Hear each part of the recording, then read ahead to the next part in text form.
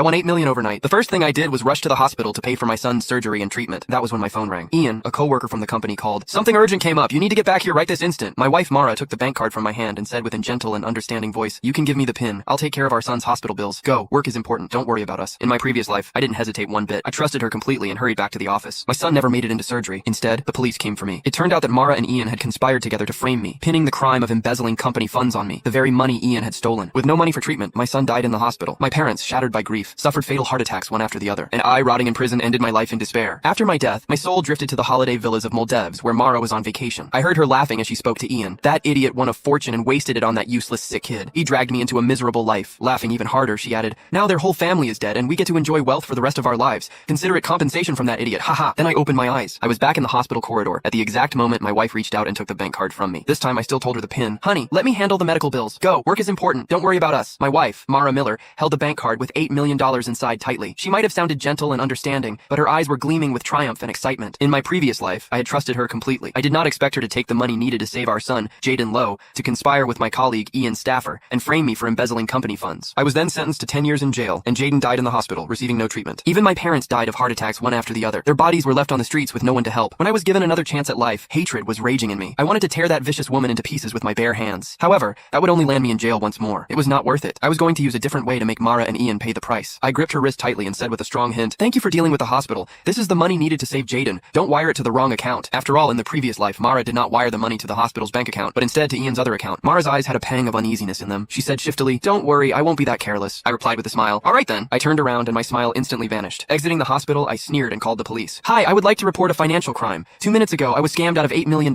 Please help me find the people who took my money. What, $8 million? The police officer became serious and immediately opened a case when they heard the amount of money. They added, since the money has just been transferred, you're lucky you called the police in time. We'll surely help you get your money back. If you have any clues, please come to us again. I said anxiously, all right, thank you. That money is needed for my son's surgery. Please help me. After hanging up, I smiled. I was not worried that they would not be able to get to the bottom of it because the money would soon be returned to my account. That was what Mara and Ian did to frame me in the previous life. However, in my new life, I was going to let them have a taste of their own medicine. My phone buzzed violently in my pocket. It was Ian. I deliberately did not answer. I did not need to. I knew it was Ian trying to get me to rush back to the office, waiting for me to step into the trap. I sniggered. I hailed a taxi, but instead of heading to the office, I headed to the lottery center. Hello, I'm the one who won $8 million this morning. I need an official notarized certificate confirming my identity as the winner right now. In my previous life, I was so desperate to pay for my son's surgery that I had skipped the notarization completely. That mistake cost me everything. After I was framed, I thought about getting my winning notarized, but Mara and Ian had already bought off the staff at the lottery center. They changed the personal details of the winner to a different person, so I could not prove that I had won the $8 million legally. Once I had been notarized as the legal winner of the lottery, I even got the staff to print me the receipt of the transaction details of the money to my account. I was not going to give Mara or Ian any opportunities to set me up in this life. My phone rang once more, still from Ian. Click the link in my bio to get the full story for free.